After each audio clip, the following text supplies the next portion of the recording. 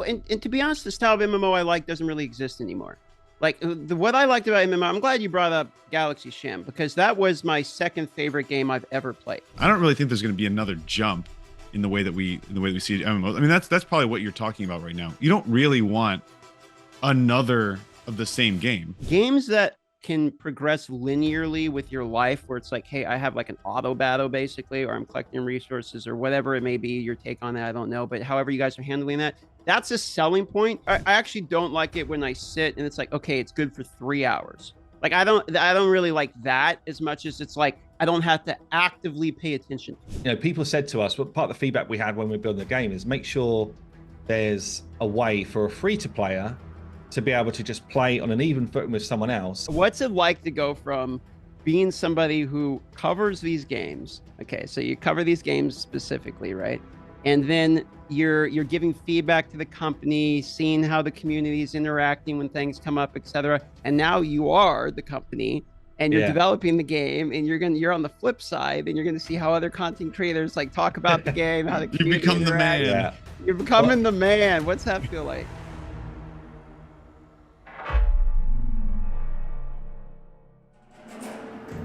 Hey everybody, welcome to this week's Fateless Podcast episode. It is going to be a fun one. We have got a special guest in Darthmicrotransaction, and then we've also got Simon and Sham. So Darth, good to see you, brother. It's been a while since we had you here on the channel and since I got to touch base with you. So just let people know what you've been up to recently here. What's going on with you?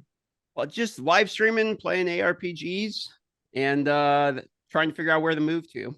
And that's pretty much been my life for the last few months. Not a whole lot else going on right now. Nice. And do you have a time frame? Are you moving in like a month or a year? Or the plan is we're gonna try to get out of here by next summer. The plan was to try to get out of here by this summer, but the reality of how long it takes to figure out where you want to move and check out the spots, and taxes are this week. So but with all that stuff, it's like, all right, it's gonna be next year probably.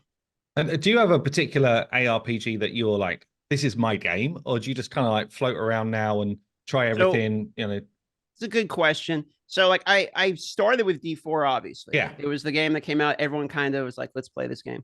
So I was one of those guys. And then D4, I absorbed most of the content that was there to do. And at some point I was like, let me branch out to other ARPGs because I haven't really played that many ARPGs. I played Lost Ark back when that one came out, but I hadn't really like played a lot of these PC RPGs. Never played Diablo 2, never played Diablo 1. I did play a lot of D3, but like casual Andy stuff way back in the day. Hold on. We need to pause on that. You never played what? Yeah. What? You never played D1 or Nor did D2? I. Like I never. It was never on my scene somehow. Yeah, it was never. On okay. my Well, we scene. know what we're doing for Fateless streams. We need to sign it to play through Diablo 1 and Diablo 2. What? Well, I was playing MMOs at that time. Yeah, so like same. people were playing PC single player, like those types of games. I know D2 was one of the ones that really brought multiplayer too, but like it mostly single player style games. I was playing like RuneScape, Maple Story, World of Warcraft. Like these were the types of things I was in. League of Legends, right? You were big on League, right? I played League for like 10 years plus, like all the way, as soon as I moved out of the house, started playing League, and then basically just played it like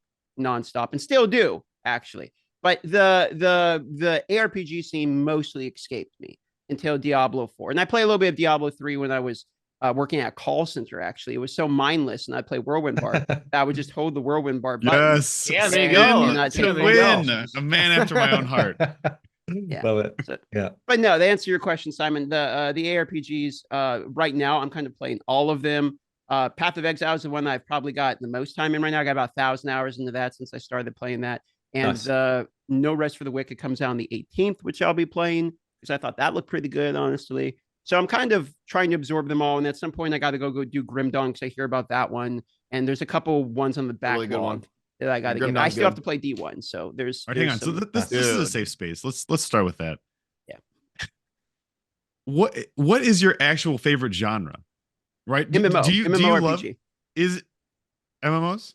It's easily. I mean, no contest. It's MMORPG. I didn't really like single player games. So why aren't you playing an MMO? Why? I mean, I know ARPGs is your community, but I mean, why aren't you playing an MMO? The reality and the sad fact of it is it's kind of a dead genre.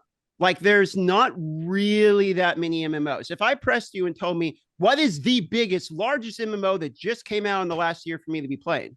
Just came out, yeah. Yeah, fair. World of Warcraft, go back.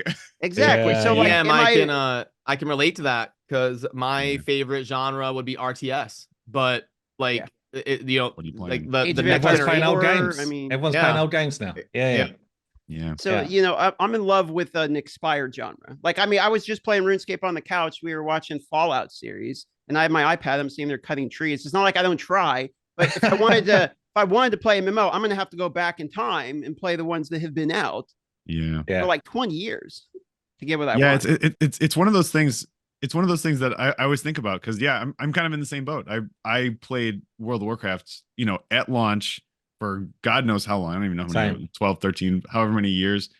And I freaking love that game. I love Star Wars Galaxies, and I want so badly that nostalgia to come back. But you're right. When I was playing WoW, I will be honestly though, I will say if I started playing WoW Classic and I really got into it, it could ruin me. I would all of a sudden start. It's a scary playing. prospect, right? Going back to, because it's also the type of game that I enjoyed the most.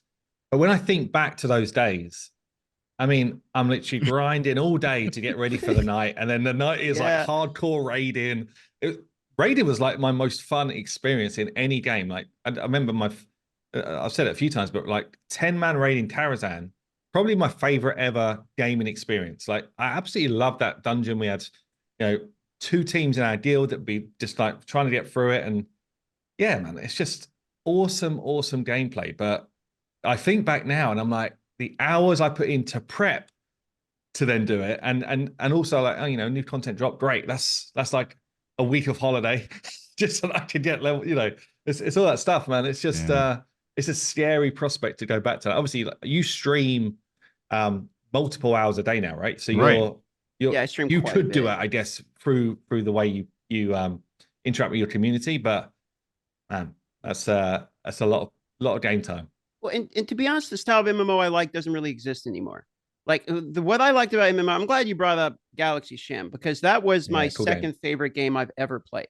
So it goes like RuneScape, Galaxies, WoW, back with Burning Crusade. Like Galaxies that's is probably brilliant. in that order for me. Yeah. And Galaxies was, I think, the game that did what I like the best about games, the best, which is the reality of you live in a world. Yeah. You're not It's shaped by the doing a players. specific combat thing within the world. Like it's not a theme park of which go here, kill this thing, and we'll have cool shit around you.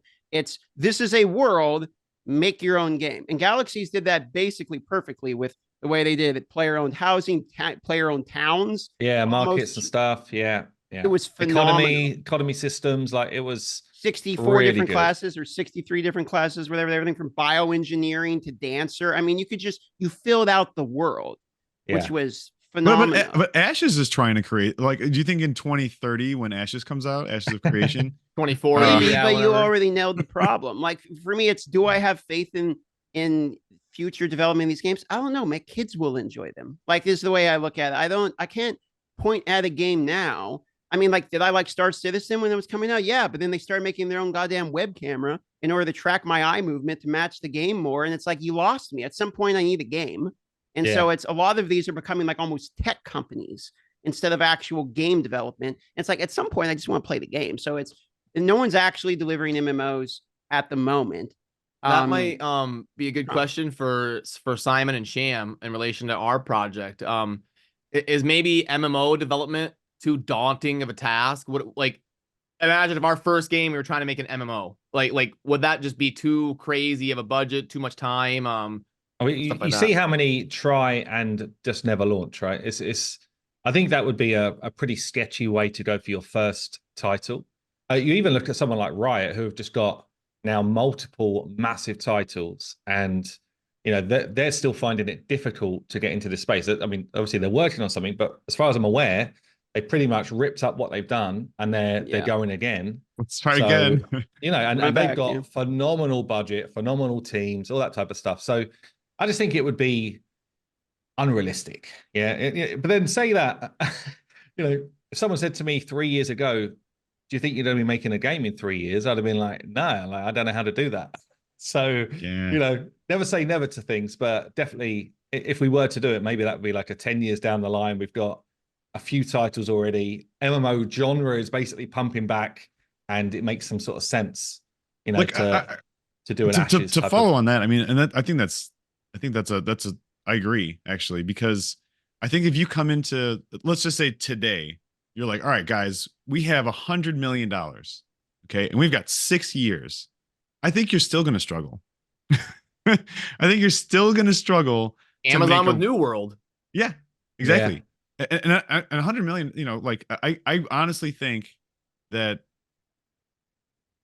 until there's like some huge breakthrough, and maybe AI is one of those things that kind of makes that transition, or some new tech that makes it so you can like just scan things, that makes it really easy to port people basically into these games. I don't really think there's going to be another jump in the way that we see MMOs. I mean, that's probably what you're talking about right now. You don't really want another of the same game. World of Warcraft was great. Star Wars Galaxies was great until they messed it up with some of the Jedi stuff, right?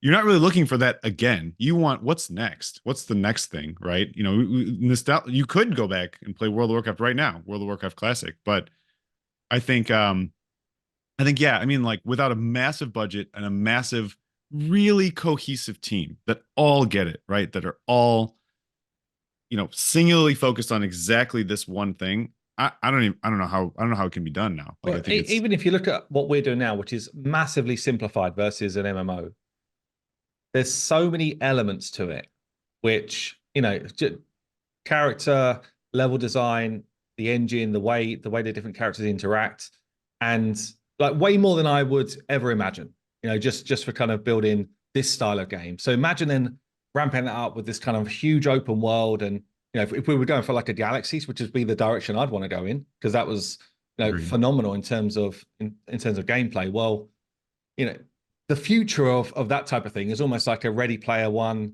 you're in the game type of vibe. Yeah, that's basically where you would go next. That's how you evolve on that type of game. So yeah, man, it would be awesome. But yeah. To quote the great future. Justin Bieber, never say never. Yeah. But no, in all seriousness, I mean, I think it's, everyone would be interested in doing that because we all loved it so much, and we feel like we do understand the economies and the mechanics and stuff like that. But the reality is of it, man, it's massive. I mean, even the realities of, like you said, of what we're doing right now, a mobile game, it's a lot. There's a lot of complexity to it, and I mean, it's a blast, and I wouldn't trade it for anything. But yeah, I mean, one thing at a time. Let's get to the level where we have the crazy bankrolls, and then we can talk we can talk about that kind of stuff. Exactly. Well, I had a question for Darth, if you guys don't mind. But so, like, you're mainly into like the Path of Exile, Diablo 4 RPG space. If you were being like brutally honest, what would be like the main selling points that would intrigue you to try a game like we're developing? Is there a certain mode, or is there a certain aspect, or is there something it could bring that might make you go like, okay? One that comes to mind is time. So part of what I liked, and what I've seen, a very consistent thing I've seen with players, is why they like games that are on phones or that are on cross-platform, is that games like we play in the ARPG space are massively time inflated. So if I want to get to the end game, I have to put hundreds of hours, or if you're really good, dozens of hours into one character to get to the one space I want to get to. Games that can progress linearly with your life, where it's like, hey, I have like an auto battle basically, or I'm collecting resources, or whatever it may be, your take on that, I don't know. But however you guys are handling that, that's a selling point, because it's part of what makes me like RuneScape. Like, I'm not having to interact with the game every second. If I look away from the screen, Path of Exile, for like half a second, I could lose my entire character. He's just gone if I'm playing hardcore solo. Well, in RuneScape, it's like I click on a tree, I come back in a minute. I have the XP, I keep going. So if it's something that I can do in tandem with me going about my day-to-day activities, that is a selling point for at least somebody like me, because then it doesn't mean that I have to only play that game. It means it can be an addition to something else I'm doing. Maybe I am playing these MMOs we're talking about. Maybe I am still playing the RPG. Maybe I'm not going to leave that category to play the mobile game at all. Right. But maybe I might play it also, because you guys made it easy for me to do that. So, I mean, that's probably it's that the kind one of companion game. Yeah, that makes sense. I think there's quite a Go ahead, balance Simon. there as well, though, right? Because it's there's some games where they're extremely auto Yeah. to the Mhm. point where, in my opinion, you're not really playing the game. It's just kind of like, well, Yes. you know, if you go back in 2 days, then you've got enough stuff to do the next thing. So certainly my opinion on what we're doing is that you would have to have a chunk of time. Let's say you've got an hour where it's like, okay, I'm going to fix my stuff, and then I'm ready to go again for the next couple of days to grind, to improve, to then come back to the next kind of hour spot. That's where I think we would try and fit in that kind of like sweet spot of, we want people to play the game, but Yeah. we know that people have also got busy lives and, you know, jobs to go to and all that type of stuff. So It's an astute yeah. point. I actually don't like it when I sit and it's like, okay, it's good for 3 hours. Like I don't really like that as much as it's like I don't have to actively pay attention to it. I want it to be something I'm playing on my other monitor or on my phone or iPad or whatever, but I don't want to have to be like every second looking at it, every making sure it's always good. But I also don't want to set it for the day and then come back. You know, because those are basically like those cookie clicker games. Like I'm not really looking to play one. Well, and you want the time that you are spending to be satisfying. I mean, I think that's a lot of what draws me into these games is like, okay, when I do sit down to spend the time to play the game, I'm engaged, right? I'm interested in whatever, and not just like in the every second, right? It's not a Twitch game, but I'm engaged in like the strategy of setting up my teams, right, to do what I want them to do, so that when I go away or don't pay attention, they're still doing stuff, and it's like I've set up that, and that's satisfying to me. You know what I mean? Like that pre-setup has to be again. This is my opinion, and that's the way we're designing the game. Has to be interesting and fun, so that when you do go away and you don't play for a couple hours, or you know, set it on auto and you're all right, I gotta do some work or I gotta play another game. You come back and you're like, okay, cool. The thing that I wanted to do is now completed, and I get to check in again. And if I want to like do more setup, I can. And if I want to play a lot, I also can. And that's actually another important thing maybe that you were mentioning, where it's like, you know, some of those games where it's just press the button, you know, as fast as you can for a little while, you get bored, you walk away, you come back, press the button again. Yeah, no one likes to play those games. I was going to say, maybe it gets us to a quite a nice segue, actually, because one of the things we wanted to talk about was, you know, like a roguelike PvP or roguelike PvE modes. And what we see those as in a game is, if someone actually wants to sit there and play for an hour and it's going to feel fresh every time you do it, then this would be the mode, you know? So, and it could be along the lines of, you're gaining characters that you've never used before. You're in locations fighting bosses that you've never fought before. And ultimately, you're trying to better your previous best, or trying to basically, I don't know if you played Hearthstone Arena, where Hearthstone Arena is like, okay, well, if you're going to do that, copy Hearthstone Arena. Yes. I mean, I'm glad we're on the same page, because I was going to say that's what drew me to Hearthstone. And I actually played Hearthstone since the beta, back when like Plat 3 stars was like the highest and all that. Yeah, right? yeah. I played a lot of it. And I actually watched Crip every single day for a year, because he would be on at 7 p.m. my time. Watch him every single day playing Arena. Also, and back when I was married, me and my ex-wife, we played Hearthstone like all of the time. We played Arena and stuff all the time. So I played quite a bit of it. And it was like the only thing I really liked about Hearthstone. I don't like standard decks. I've never been like a guy who's going to deck build. I didn't like the battlegrounds thing, only Arena. And the thing I liked about it was there's no previous anything I needed. So every time it was fully encapsulated, and every time it was fair, and it was a decent enough entry point where it was like either $2 or you just get some gold in the game. So like I never felt scammed about paying the $2, or I never felt scammed about having to get the gold, because it was fair. And then every single time it's like, oh, what am I going to get? Is this going to be a good run? You know, did I get a crazy one? So there was excitement from the beginning, and then how far can I take it aspect? And it was always different. So I would say absolutely Hearthstone's Arena is a good example. I'm going to let the cat in real quick. Yeah, no worries. No, I'm glad you called that out, actually, because that's massively a inspiration for the way we're kind of building as. And because we got the same experience, actually, like I used to play a bit of Hearthstone, but Hearthstone Arena was when, if I just want to kick back and not try and grind the normal Hearthstone, I was like, right, let's do an Arena run. And you got that excitement of pulling the cards. It's like, do I get some cool stuff? And do I get some stuff which synergizes together really well? Which is always fun. And then obviously when you get into the runs, you're like, right, I feel like I could go far, I can go deep in this one. And then suddenly you've lost 2 in a row, and you're like, "Ah, crap! I just want to lose this." Yeah, deck. and then I don't want to your start heart starts again. beating, you're like, oh. Yeah, but it's still fun to me. Like, I'm still like, it doesn't matter, because in my head I'm like, it's okay. I've already lost this one. Get rid of this deck, because I'm excited to then go and pull my next deck. Right. Let's just get this over with. Let's get to the next one. Yeah. Yeah, and so that's the type of direction that we're looking to go in, but in this genre. So again, it's not.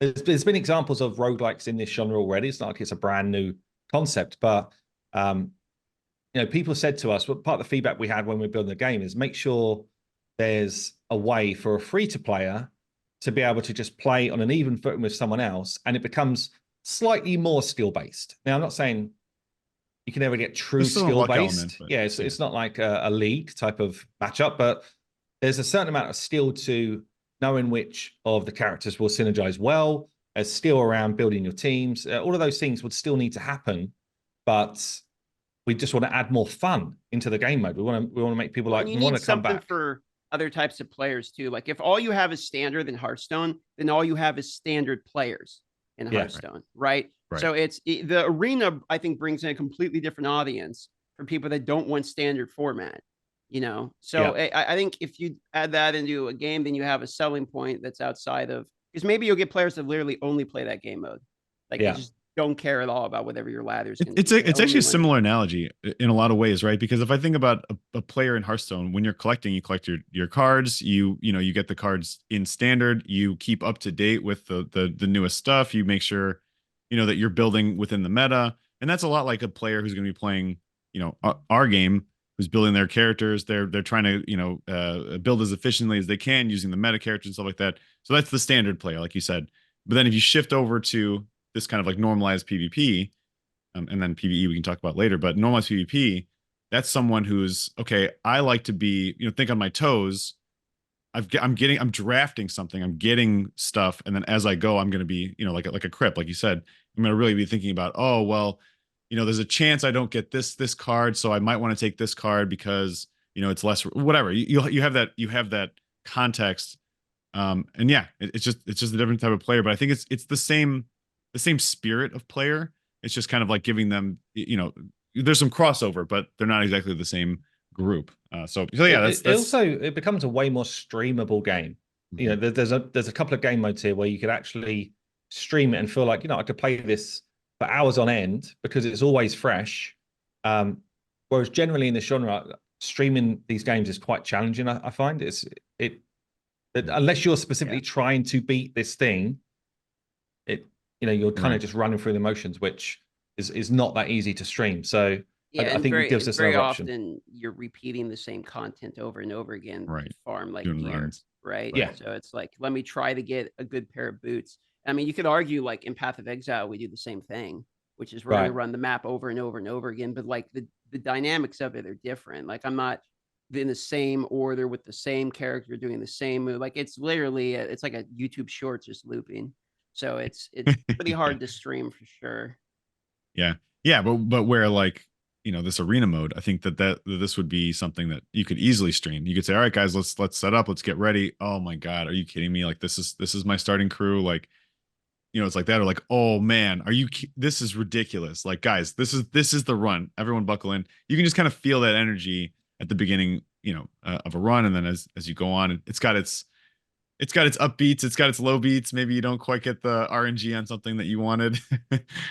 So which part of the development are you guys on for this then? Is this like the conceptualizing and you're trying to figure it out, or you guys have already made progress on this game? Where are you guys at in the steps toward building this? Yeah, we're pretty far along. I mean, so we're not far along on this specific mode. We're kind of like, how many months now are we into production? We fleshed out all of the kind of like documentation for it, but it's not in any way built. So, but yeah, we kind of conceptualized, I guess, both of the roguelikes because we think it's kind of like a really important thing for us to launch with. And there's some of our different game modes where we're like, well, what we could kind of have that in the roadmap for like 3 months in or whatever, because it's kind of been seen before, but we definitely need it in the game. Whereas for us, we feel like this could be a really good option, even as like a great event launch. Get different people in that love this style of gameplay. A big head-to-head content creator kind of launch with a juicy prize. I never Just- know that just we're for leaking fun, this you know? stuff. This You is- know what? Yeah, I'm just chatting, man. I'm just All right, chatting. where's Dan? If we need to cut stuff, yeah. So like, because I never know like what game mode. I'm like, he's going. He's yeah, going. just let Simon Well, cook. Just let him cook.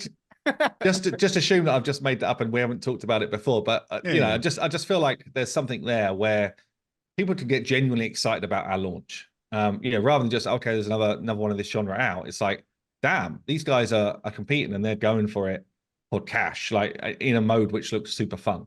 That's the vibe. But I guess maybe talk about the let's get off of this topic. Maybe Well, let let's me talk save about... you then, because I got a question for you. So, All right. what's it like to go from being somebody who covers these games? Okay, so you cover these games specifically, right? And then you're giving feedback to the company, seeing how the community is interacting when things come up, etc. And now you are the company, and you're developing the game, and you're on the flip side, and you're going to see how other content creators like talk about the game, how the You community become the interacts. man. Yeah. You're becoming the man. What's that feel like? At this moment in time, I'm trying to make sure that I still look at it from the content creator point of view, the player point of view. So every time we're in discussions, I'm literally like, does this sound like it's fun enough? Does it sound like it's too complex? Do these characters feel like they're going to kind of work together in these different factions? All these type of things. I'm just trying to keep that same viewpoint, because I think honestly that's the reason why I'm part of this group, because I've got a lot of experience in doing that, right? So that's where I am right now. Now, when we launch, it's quite a scary prospect. Because no matter how well we do, there's going to be plenty of people that don't enjoy this, think that we're charging too much for this. Like all of those things will happen because we're still a business. We still have to actually make money at the end of the day. So yeah, it's going to be tough, man. It's going to be tough. But right now, I'm just trying to make sure that we stay absolutely true to why we set this up. And I guess that's the best I can do, really. It's that guiding light. I mean, I think you're right. I mean, obviously, there's many reasons why you're a part of the dream team, right? But yeah, I think keeping the community in mind and keeping it like gamers in general in mind. Like we're always kind of looking at it like, all right, if I'm playing this game, am I going to sit there and rage about this thing that we decided to do? If the answer is yes, then we just don't do it. Like that's just the end of the story, right? So yeah, I mean, like right now, from the perspective of where we are in the development, to kind of answer that question and kind of roll it up into this answer as well. You know, we're like 6 months into production, and what that means is that we now have a groundwork and laid. We actually just pushed out the first build for people. Pushed out meaning internally.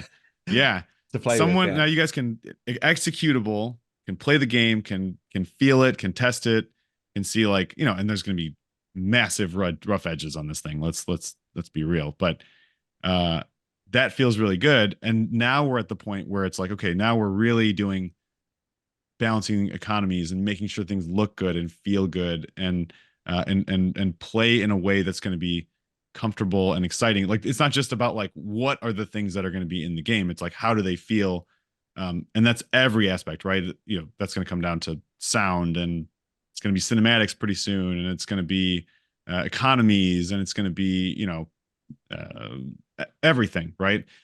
So but to go back to the point we were talking about, every time we go there, and we're pretty harsh about this sometimes, like if there's something that sounds like, oh, this doesn't sound like this sounds like it's kind of seedy or doesn't fit with the vibe that we're going for, or isn't community based, or isn't whatever, we just don't like it. Okay, well, we're very vocal about that internally. Yeah. Maybe sometimes a little bit too far, but you know, we're all friends. We're good. So it's I have a feeling that we'll be in a good spot when we launch, just because the everyone's been along for the ride.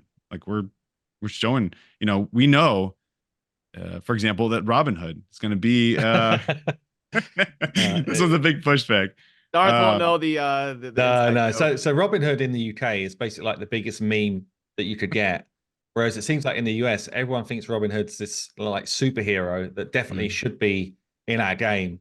And me and Fiction, me and Dan, we were kind of like, there's absolutely no way Robin Hood is coming into a Myths and Legends game. Like, whereas the community's like, what do you mean? Like my favorite character type of thing. So Darth, yeah, hot take on this. What Where you at? level of rarity down to shouldn't be in the game should Robin Hood be? Yeah, like legendary, Am I- epic, rare, uncommon. Am I wrong? I mean, who cares about Robin Hood? Like, why? I don't understand. No. Like, I mean, Robin You're Hood is- American. Oh, these Alaskans, man. Wait, he's cool. Okay, We don't wait, claim want me to Alaskans. put Baltul in the game. Like, there's no. Balto. I mean, Robin is Hood's it. cool and all that, It's but like, I think about Gods, any myths, game and of- legends. Okay, well, I guess he is a bit of a legend, but like, I always Not in thought the his same hat way, was man. more Not in the same iconic. Like, way. can't you do an homage to him? Like, put the Robin Hood hat in there, or do it where he or do a scene where someone splits an arrow or something. I mean, those are the only things I know dying. about Robin Hood, or make him a shop where you put in gold and it splits it out. This backfired. Let's cut this out. Cut this out of the. No, don't work. Am I supposed to Cut it come to out, the edit defense it. about Robin Hood? I don't care about Robin Hood, bro. I thought the Disney movie was all right, but other than that, Yeah. I could take him or leave him. He's all right. Oh man, this is a disaster. I thought for sure Darth was gonna have my back on this one. I mean, he's cool and all, but but he's just a dude with a bow, right? If I you mean, got isn't Robin it- Hood, right, and it's like Robin Hood versus Zeus or Hercules or something, Robin Hood would be absolutely trashed in no time. Like, I don't care which one you're up Not- against. not really the same power level. I mean, I guess if you told me what your other characters, I know nothing about the game. You tell me what characters you have in the line. That's like, all right, I could, Friar Tuck's in the game, then maybe Robin Hood. Yeah, makes a little see, bit more right? He's sense. already Yeah, calling I mean- out. He's already calling out the. Friar Tuck, I could get involved with just because he's a funny. He'd be like the St. Patrick's Day type of drop, you know. But we'll have I guess to talk about that, right? We'll have characters like at the similar level to a Robin Hood, like a Leonidas, right? Someone who he's a dude. He's leading the 300 crew, right? We also have up to demigods, so like a Hercules, right? And then we have gods and goddesses up to like Odin or I'm trying to make sure I don't spoil Ra anyone. Ra and yeah. Yeah, let Simon do it. Who's he leaked? Yeah. So, but the concept, and we haven't talked. We'll talk broadly about it. But is that they have something has happened, and they're all in a similar power level, right? They're not Okay. So it's like right. Smite or something where they're all in the Sure, arena, sure. have to battle it out, and they got equalized. exactly. So All right, well, then you could have Robin Hood in there, I guess. You can throw him in. okay, this is coming along. You're moving the needle a little bit. Simon's like new topic. Let's go. We talked about this for way too long, like in too many videos now. Yeah, I think Robin Hood gets a lot of clout for basically shooting an apple off a dude's head, Yeah, and come on. then like robbing some people on the highway, and maybe he's buying the people. buying He's like the bridges Rock, and- man. He's the people's champion. Yeah, that's You what know? they say, but it's like He sounds like a thief to me. Like, it sounds like someone who skims from the top. And He's got some donates nice to clothes Yeah. on. Like, how did that happen? He's like one of those YouTubers that takes a lot of money for charity, and then only donates about 80% of it. or something. yeah, exactly. Yeah.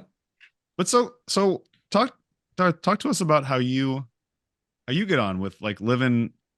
It's got to be kind of a grind, right? I'm sure it's fun, but how is it, man? You're living the Twitch streamer life. Are you loving it? Do you That's get what I burned always out? wanted, Like, right? I mean, I spent 5 years trying to get what I got, and I got there. And it's not like I'm at the pinnacle of YouTube, but I got somewhere in the lower middle. I feel fine about it. I feel like it's kind of what I thought it would be, but maybe like not exactly what I thought it would be. Like, I got to a point where I could start having conversations with like YouTubers I always admired, and like people that I was cool. always really excited to meet one day, And that part was probably the most exciting part about it. I like having conversations with people. I mean, even back when I was in the same community as you guys, I tried to talk to as many people as I can because I like talking to people. All right. And so like I have enjoyed that ability way more than I thought. In terms of like how the grind is going, it is a lot. Like I'll be honest, it's a lot. You know, I was telling you guys before we started the podcast, it's like we just bought a couple, you know, just cheap old mountain bikes to kind of play around the block and stuff. And that's literally just to get me away from the monitor. Because I'm like, I Yeah. just need to, Yes. like, I just need to get out Preach. of this Yeah. office, you know, and I'm going to describe it the way my dad described his job. My dad was a blue collar worker growing up. You know, he worked on a pipeline. Okay. And so he was an oil guy. And it hard work, you know, in Alaska, it's real cold, and he would have to go from, you know, shelter to shelter. I don't know the terminology for it. Okay. But he'd have to go to each one of these. And he was always coming back with, like, you know, frostbite scars and stuff from just, you know, hard work. And I asked him about it one time, and he told me it's like golden handcuffs, where it's the best that he's going to be able to do in his life. And it's enough to keep him there, but it's a lot of, you know, it's pretty hard. Like, it's handcuffs, no doubt, but it's going handcuffs. I very often think of YouTube and Twitch this way, which is, it's an extremely privileged life, if we want to use the word. Like, it takes a lot to get there. When you're there, it's like you're kind of coasting. There's no way I'm going to have a better job in my life. This is as good as it's ever going to get for me. But it's a lot, you know. It's enough where it's like, I don't really get to breathe as much as I would think. You know what I mean? I don't really get to, I've been working nonstop since June just to try to continue the growth and everything. And I haven't done anything. Like, I've seen my that's a family, big part like, of it, right? Is you've got yourself to this level of, I guess people know you now. Like you're well known in a gaming sphere compared to most that would try this. Yeah. So it must be difficult to not just almost work so hard to make sure that you don't now lose that, you know. And it's no different from you know, what I do at my level, what Brad does at, you know, all of us do the same thing. And in your head, you're just kind of like, well, I need to keep growing because, you know, I've been working at this for the last few years. Why would you not continue to keep growing? But actually, you're right. It's tough. Like, I think of it in the same way. Like, if I take a week off for a holiday, I'm like, crap, I need to, I even need to try and create double the work to get the videos out before, or, and then you're exhausted for holiday. Yeah. It's No, tough. People don't appreciate that. I used to always say, you know, you have more time off, but you have less time off. Because like when I was in that sphere that Darth's in now, when I was streaming 5 hours a day and Raid was my life, 16 hours a day, and I'm trying to grow a channel, even if I did like force myself to go out of town for a night and hang out with a friend, the whole time I'm there, I'm checking Discord messages. I'm thinking like, how much am I missing out on by not uploading a video today? And now I'm stressed, and it's like, I need to get back home and get back to work. I need to stream right away in the morning. So it's like, I'm away from work, but it's still has me captured. So I never truly, when I worked at the bank, when I worked in finance, when I'm done for the day, I'm done for the day. I go home and it's not in my mind. I'm not checking, you know, my bank email. I'm literally done, which doesn't happen in the life of the content creator. Well, let me ask you guys this. So, like, if you could, let's say you could make the same amount of money, right, and live basically the same lifestyle, and you were working for, I don't know, like a venture capital firm or something like that, or well, that's not a good example, but like banking. So sure, you're in banking now. You're not doing fun stuff. You're making all the same amount of money. You live the same lifestyle. Would you like move? Would you move over to that? Is that something that you'd be like, yeah, man, I wish I could do that? Or are you like, no, I love this too much? Like, where are you guys at with that? Tough questions here, I know. I can go ahead, Darth. You want to go? I can go in whatever order. For me, I don't think I would want to do anything else. I mean, before Diablo 4, right? Like, I was not making very much money, and I was still doing it. I could have gone and gotten a job. I had jobs that had paid more beforehand. Before I was doing YouTube, I was in the 1537 Electrical Union, IBEW, and I got paid more than I ever got paid on YouTube until Diablo. So it wasn't necessarily the money as much for me, Sham. The reality of it is, I want to be in the conversation. That's what I like. I mean, it's like when Asmin reacts to me, which he still does on basically a weekly to semi-daily basis at this point. Technically, there's an argument that it doesn't actually help the YouTube as much as you might think it does. There's an argument there for sure.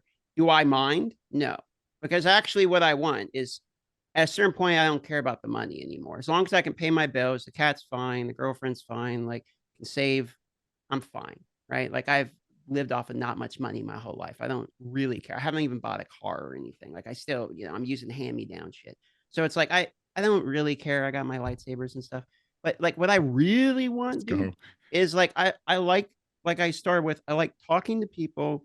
I like the people know who I am, and then I have an opinion, at least is somewhat valued. I like that because I've been playing games for a long time, and I was in mobile games for a long time, which is cool. I have no hate for it there. You know that I come from those, but like I was a PC MMO Andy.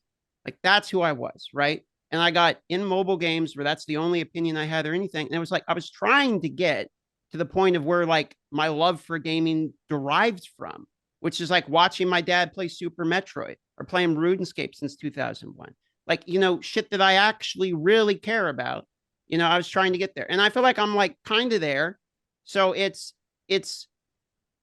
if I have an offer to go make way more money than I'm making now at somewhere else, I mean, I would probably have to do it because eventually I'd, want a family and to take care of them and know that they're good and I'm good. And, the same thing any man's going to do. But in terms of like right now, I mean, I don't think you could pay me twice what I make to have me do something else. I'll be honest. Like it would be hard to make me want to like give it up entirely because I like where I'm at. I mean, I could take a pay cut and be fine with it. It's a little more stressful than I thought, to be quite honest with you. It gets only more stressful. Like I thought it would relax a bit, but it only kind of gets harder. It's that kind of fulfillment, though. It sounds like you've got that feeling of fulfillment and of recognition. Maybe those are the two things that you're kind of. I just wanted to be one of the dudes. I wanted to be one of the YouTube dudes, one of the Twitch dudes. I always grew, spent years watching these guys, and I wanted to be one of the dudes. And so what I really like is I turn on the stream and there's people there and they're chatting. And the chat's going fast enough I can actually read it and like have a conversation or pick which ones I'm going to read. I like that. That's what I'm here for. Yeah. Simon, what about you? Yeah, I mean, my life's probably busier than it's ever been in terms of like jobs that I've done. And I've done some reasonably big jobs, especially now that we're doing, we've got the website, obviously, we've got the YouTube, we've got the game dev. But the difference for me is like, I look at my diary and I'm like, oh, that's an exciting meeting. I can't wait for that. I'm looking forward to that. And yeah, there's some bits where it's just like, okay, I need to make this video today. And I'm perhaps not totally into this video. Some of them I still am, don't get me wrong. But some of them it's like, okay, look, I've made 100 champion guides. I'm not that into this one. But I still prefer that. And I still prefer the kind of like the feeling of this role that I've kind of taken on versus what I've ever done before. So yeah, I mean, I wouldn't change it. I see it as a very fortunate position, but similar to what DM's saying is it's a lot. Like, it's a ton of work actually. If you want to, well, certainly it feels like that to me anyway. If you really want to grow and be successful and that type of stuff, then there's no kind of like easy coasting in this. It's a real grind. But and in some ways you kind of have made the kind of next step, right? Because you kind of, it's not, you haven't really stepped away from YouTube in any way, shape, or form, but you've kind of shifted or added this focus. And I don't know, do you feel like so a couple months in, we're in it now, you're feeling good about it, you're feeling like, yes, this is I love exciting. it. I mean, I love it. I still got, the thing for me is I love to learn and I love to be challenged. So with what we're doing now in Fateless, every day is a challenge. I'm learning all the time, learning how Unity works. I'm learning, there's a whole bunch of stuff that I've never done before, which for me is really exciting. Even when actually, so if I think back to when I was working in more like corporate world, probably every 3 years I was moving on with some form of promotion, which moved me into a different type of job. And, and again, I had fresh challenges, and that's something which I've always enjoyed. So I guess it makes sense that, after a few years, well, let's build a website. After a couple of years, well, let's design games. Like, I don't know, but you can't be like this. There's no thumb twiddling for you. Yeah, I need to. My brain needs to be like active all the time. So yeah. What about you, Brad? Yeah, so my goal has always been to get to the point where I'm designing and building games. And I was like, I have to have skills to break into that industry, or I have to have like a big platform. So the reason I do content or cast games or play different games was always to get to the point where I've got enough of an expertise to be able to be considered for that role. I'm like, my mom has notebooks from when I was like 10 years old of me like designing games. I would design items in Diablo 1 as a kid. I'll literally take a notebook at night laying in bed and I'll design a game like Vampire Survivors. I'll just sit here and write I'll still do that to this day. That's just what I love doing. So the reason I did content was to try and get into a situation like I have now with Fateless. So I feel the same way as Darth. Obviously, there's a price on everything, but if somebody offered me double what I make at Fateless, I would probably say no. But I mean, if somebody offered me 10 times what I'm making, I mean, sure, maybe. Like, but everybody's got to, do what's right for them and their family. But it would take an astronomical amount for me to like end the mission I'm on, which is to build like epic games. There's a couple points about being a creator that, like, I think maybe people don't think about as much, which is, one is we never know when our job's over. Like, there's multiple ways that our jobs can go to zero. Like, we could fall off. I mean, hell, I'm not getting 500,000 views of video anymore anyway, because the game is dying, right? So it's like, that could always happen. You can get deplatformed. Like, Twitch itself, it's a non-profitable business. So, I mean, Amazon at some point could be like, you know what? This was a cool venture. Let's turn it off. Half my income's gone. Like, I mean, you never know. So it's at a certain point, the jobs that we have as a creator is, it's like, I don't know if this is a sustainable 10-year job.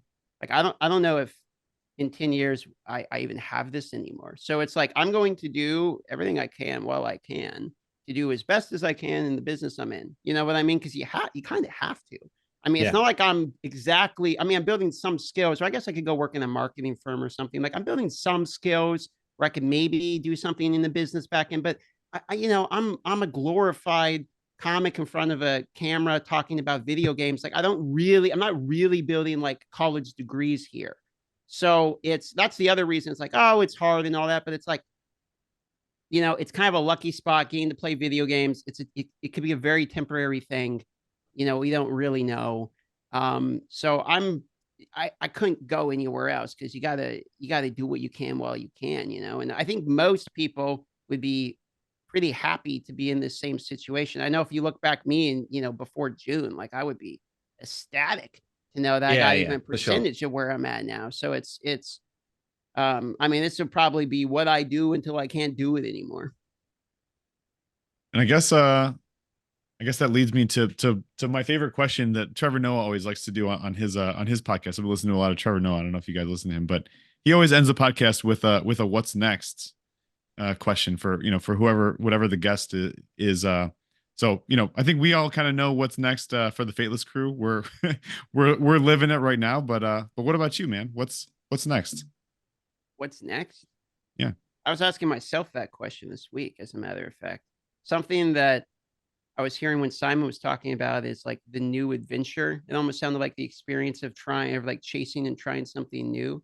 And I feel a little bit like the dog that was chasing the car for a long time. The Joker, it's like, I wouldn't know what to do when I caught it. And it's like, I kind of caught it. And it's like, all right, well, it happened. And now I'm like, I don't really know. Like, I always kind of thought I would be chasing, trying to get where I'm at. And then it kind of happened like overnight. Yeah. And it's like, what now? Yeah. I mean, what I'm trying to do is I'm trying to start some stuff with my brother, because my brother's got a job that I wish he didn't have to work. So what I'm trying to do is, I'm trying to get to a good enough state where it's like, okay, I'm good. Now let me make sure everyone around me is good. Like, I'm trying to go from like my bubble is safe to my family's bubble is safe. I mean, that's what's next. How I get there, I don't know how. And I could say like, oh, I would like to pursue all these different things. And there's all kinds of stuff that I wish I had time to pursue. I wish I was way better at the piano. I have guitars I don't know how to play. Like, I would love to get back to riding motorcycles and shit. But the reality is, like, I'm going to sit here and do this until me and the people I love are good. And then at that point, I will start like pursuing things in life that I want to do. But like, until I know all the people I care about are good, like, this is what I'm doing. So I don't know when that next will be. Are you the type of person that kind of like keeps keeps people around you that will advise you on that type of stuff? Or are you like someone who just goes like, well, I guess let's say because you're saying you want to have other people that are good in your life. I'm going to go out and figure out what investments I'm going to make. I'm going to figure out, let's say you're going to, get real estate or whatever the things are that you're doing to kind of build up that security bubble. Are you the type of person that does it on your own, or somebody, you've got other people around you that for instance, I don't know how to do taxes, so I go to the H&R Block. I mean, when it comes to like, basics in life, I don't know how to cook very well. So my girlfriend does the cooking. Like, I mean, you get a team of people you care about to help you. But when it comes to like the steps I'm going to make in life, I'm not very calculated. Like I kind of just let it go as it has, whatever little savings I scraped up, I threw in the SPY, and that's as far as my investments go. Like I don't really have like this. Goodness, I need to help you, Darth. I don't have this 500. All of it. I don't have this 500 IQ plan. I'm just going, step by step like I can. Like I know I need the LLC and I need to do all these things, and like I have a million things I know I need to do. But the only thing that I've ever been good at is like being OCD and focusing on one thing. Like I get one thing in front of me. This is what I do. This is all I think about to my benefit or to the negative. And that has been YouTube for like the past 5 years. It's all I focused on. And so I don't know how to do it anywhere else. Like I need people, but like I haven't got to the point where I've even had like a breath, I feel like, to like start building out a team or anything. I've been solely focused on what's in front of me, and making sure I go live every day. So people don't just like forget that I have a live stream, shit like that. I've streamed 260 hours this month. So it's I don't know what else that to is do. a lot. God. Damn. Or that's 30 days. Wow, that's a lot. That's like a 9.5 hour pace every day, like 7 days a week. Yeah, and I'm not even the person doing it the most. There's people like Rax that literally hasn't missed a day in 5 years, and then he does an average of like 10.5 hours a day. Like there's crazy. I don't know. I don't get it. People do this, and that's like you got to be sleeping on stream then or something. Are you? Yeah, you must. I had a subathon at that level. I had a subathon, but the lowest amount of hours I've streamed since June was 180 in a month. I mean, that's like the lowest. So nerve-wracking to sleep on stream, like with people watching. Well, yeah, but that was a subathon, so it's a temporary 1 week thing. It was 151 hours without the stream turning off. I feel like I would like subconsciously like roll over and take something off non-stop, dude. That is. Yeah, it was I did a 20. What did I do? Like 24. Maybe it wasn't even 24 hours. I did like 20 hours, and I was just like, I'm done. I wouldn't even be cohesive. I would show up and I'd be like, what are we doing today? Yeah. What day is it? Fair play, man. That's nuts. That was the mornings for sure. I wake up and it is weird waking up and then like everyone's like, good morning. You're live. Yeah. It's like, oh no. That's wild. Sleeping on stream is wild. Yeah, man. That's a different level, man. Well, so if you were going to give us, let's round it out. If you're going to give us some advice, some like you're consulting. You've come in to consult for our Hero Collector RPG around myths and legends and gods. What's one thing that you would say we should definitely do, and one thing you say we should definitely not do? What do you got? What you should do is give more than you want to and take less than you need. I mean, that would probably be the first thing I would say. Mobile games have a bad PR problem. That's accurate. In fact, all of us in this room here have made videos talking about this problem, basically. So you got to break the mold there. If it comes out and it's another greedy mobile game, you will get the feedback you will deserve. So that's number one. All right. Number two is the gameplay loop has got to be enjoyable. It doesn't matter what game, doesn't matter what game it is. Like it's the core fundamental loop has got to be enjoyable. I don't know how you're going to establish that. I'm not in the business of making games. But what I can tell you is if people get bored of whatever the thing is that's on the screen the most, the game will be boring. And that was the issue I've had with a lot of games I have played. So, I mean, that's what comes to mind in terms of what you should do and what you should not do. Oh, man. I mean, how long of a list do you got? You're consulting. Come on in. Let's hear it. What do we got? don't overpay for marketing, dude. Like I would say don't overpay for marketing. Like, I mean, the amount of like bad ads I see, like pick correct people and pay them good. Don't hire every single TikTok guy to make an ad for the game. I mean, I've done God knows how many ads. We've all done ads for games, and very often we'll think, I wonder if they're getting the value they're paying us. And pretty often, I think the answer is no. So it's like, if you make a good game, the word of mouth will be why the people like the game. You don't need to pump $1 billion into marketing. Take the money and hire people that know how to make a game, and then just take that money and have them make the game better. Like, I mean, that's what I would think. But again, I'm not in that business, so you might not want to take my advice. But I can tell you, as the guy who markets, I think people overpay for marketing like crazy. Yeah. No, that's great. I mean, really appreciate that. It's one of those things where I think it's easy to say, oh, we'll just work with, like you said, we'll just shotgun. We need everybody in the space to do this. But I think really picking people that are passionate about what we're doing, that are excited about the game, like obviously, making sure that they're actually excited about the game, and not just people that are big and have big audiences of people that don't relate, don't have an interest in what we're doing. It's people, like, that's why I think we've had so much success so far, because we're, Simon and Brad and the crew. It's all people that love the game, love the genre, that their community loves the game or loves the genre, loves what we're doing. And so just more of that, basically. More of that. Obviously, we want to expand our reach to other people that have, audiences that haven't seen this and may be interested. But I love that. It's good advice. A little known fact is a while back, me and a buddy, we actually applied for a job. This is years ago. We applied for a job at LD Player, of all things, to be the North American marketing manager, basically, because they wanted to get in this space with emulators and they wanted to take it away from BlueStacks. And our campaign suggestion was exactly what I'm telling you, which is do microbursts. Go and get all of these smaller creators that actually have very like hardcore audiences and do select targeting of all these tiny guys, pay them decent, and have those guys do the word of mouth from up. But then what they wanted to do, and the reason we didn't get hired, is their plan was take the biggest budget they could and just hire the guy with the biggest name.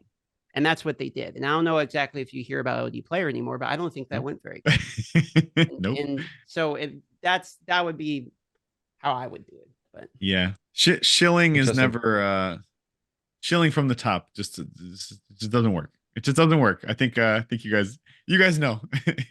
You guys know what's going on with that.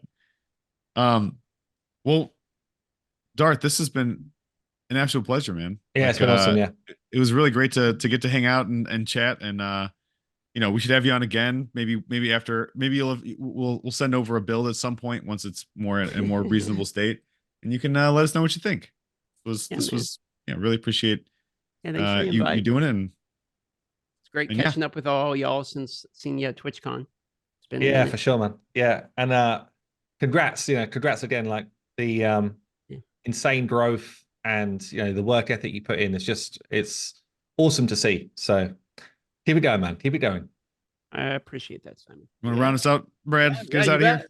Yeah, massive shout out to Darthmicrotransaction for joining us this week. We'll link to all of his stuff down below. Definitely check him out, producing amazing RPG content at the moment and live almost every day. And then we'll also provide Discord down below if you'd like to hang out and give us your feedback on things you would like or not like to see in the game. Otherwise, stay tuned for future episodes, leaking stuff from Simon, and also fun discussions like this one. So cheers, everybody. Thanks for watching.